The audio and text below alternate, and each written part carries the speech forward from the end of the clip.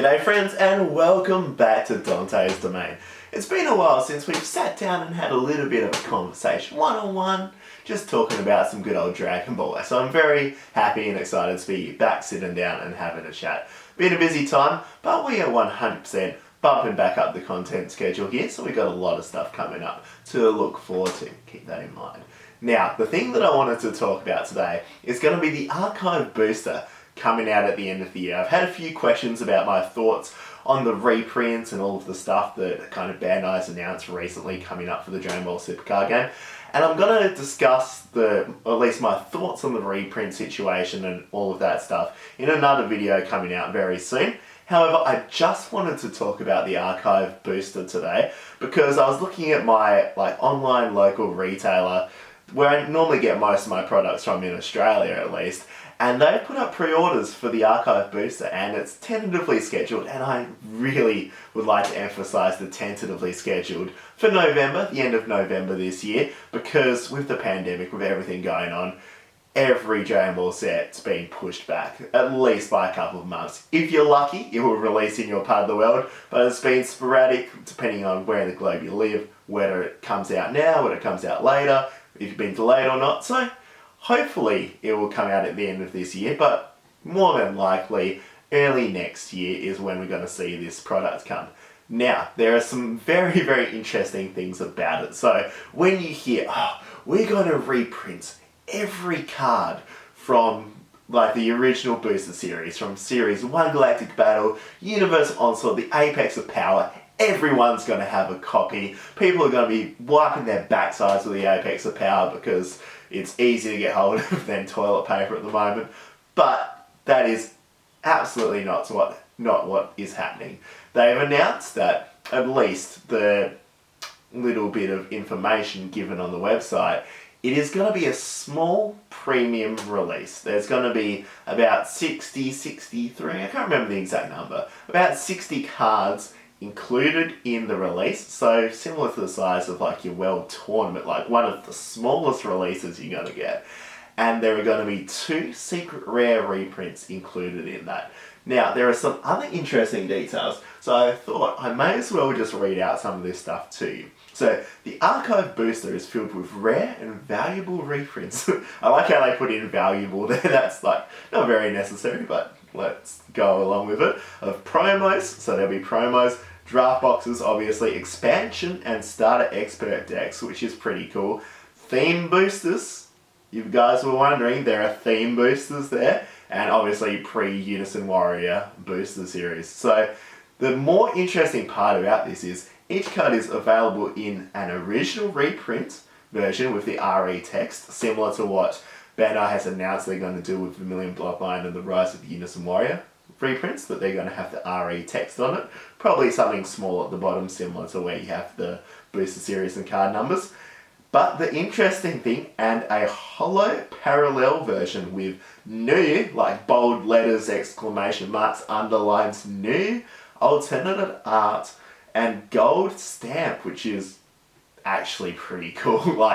When you hear reprint and stuff, that's not what you're expecting to happen. And even common parallels have a gold stamp. Now, isn't that heartwarming? The common cards finally get some love. When I pull off those common foils and I get excited and you guys roll your eyes, they're going to be gold stamped, guys. So this is just for me. So sorry about that. So the next bit is going to be packs changed to 8 cards to reflect the premium quality. I really like how they add in all of this unnecessary little jargon. Premium quality of this product. Each pack contains 2 holo cards. So I imagine that it's probably going to be 24 booster packs still per box. 8 cards, 2 holos, which means you're going to get the alternate arts. And the interesting thing is kind of the rarity distribution as well. So you kind of expect they're reprinting every card, every secret rare. No. So 30 commons, 15 uncommons, 9 rares, 7 super rares, big fat 0 special rares, and then 2 secret rares. So it'd be interesting to see which 2 secret rares they decide to go with. Is it going to be the same with the secret rares in terms of what they said with the original and parallel? Are you going to get the secret rare in the original art form with a reprint and then a potentially new version of the secret rare, because if that's the case, that's actually really cool if you can pull. I think both are very cool options to explore. Like, you've got the original card with the reprint logo, which is great for obviously players to be able to get a copy of it to play the game with and enjoy, but also for collectors who maybe were late to get into collecting, or maybe have just a bit more of a budget, which is like most people realistically are not going to pay what lots of those cards are worth, so they can get a copy. It says reprint, but you get to enjoy the card.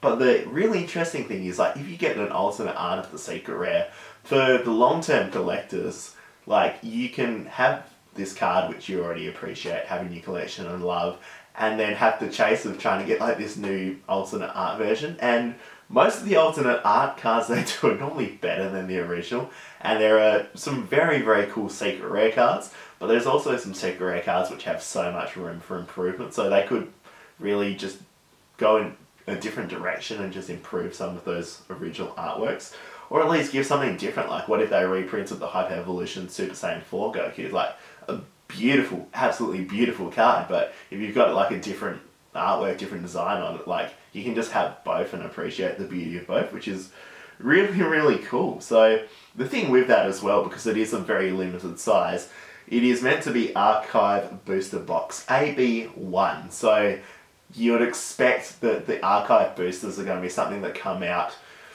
who knows what the release schedule will be, whether it's going to be like every 6 months, whether it's going to be once per year, but slowly they'll like trickle out a couple of secret rares, a couple of these other cards, without just dumping them all back out and making them everywhere, which is actually really, really clever. Like, how they're reprinting it with the alternate art, with the reprint label on it, all of that stuff's very, very clever. But also the release schedule, if you space them out over a longer period of time and have a balance of new product, a balance of this old product that helps new people be able to access it. Like, you don't want someone new to the game wanting to collect all these cards and be like, okay, I've got to pay $800 for Galactic Battle Booster Box, and then like, you can just get the Archive boosters, enjoy some of the old stuff, enjoy the new stuff as it comes, and it just makes a really nice system. So very, very interesting. So obviously that's the text and that's the little blurb that's included on their website for the pre-order. Whether that's accurate, whether it's something that they've been given as a like tentative thing from Bandai, whether it's already in the works and that's set in stone. A lot of their at least card descriptions for the rarities and all of that stuff have been very accurate so far for the pre-release or the pre-orders. So that could well be the case, it could well change, who knows? But from the sounds of it, from the information we have at least at the moment, sounds like a really, really healthy approach to releasing the first 9 sets, and be interesting to see what the secret rares are. No special rares yet. Are we going to see special rares in the Archive boosters at some point? Are we not? Who's to say? Who's to know? It could almost be pretty cool if they reprint the other cards and leave the special rares, because it gives that little bit more scarcity to the special rares. That gives you a little bit more excitement to like go and chase them. Like, if you haven't got the special rares or the ones you're after, now you can kind of go and, as they become rarer in time, have that thrill, the thrill of the hunt. The reason why we're all here, we like the characters, we like the pretty cards, but we like the thrill of the hunt. That's what we're really after. So yeah, very, very interesting. So let me know your thoughts in the comments below. Like, what are you thinking about in terms of the Archive boosters? What are you thinking about in terms of the reprints in general? Lots of interesting thoughts out there, and I'd be very, very happy to read yours. But other than that, thank you for watching. We've got a lot more, as I said, coming up here at Dante's Domain, and I hope you take care, and I can't even speak. Outro again. I'll catch you guys here next time at Dante's Domain. Farewell.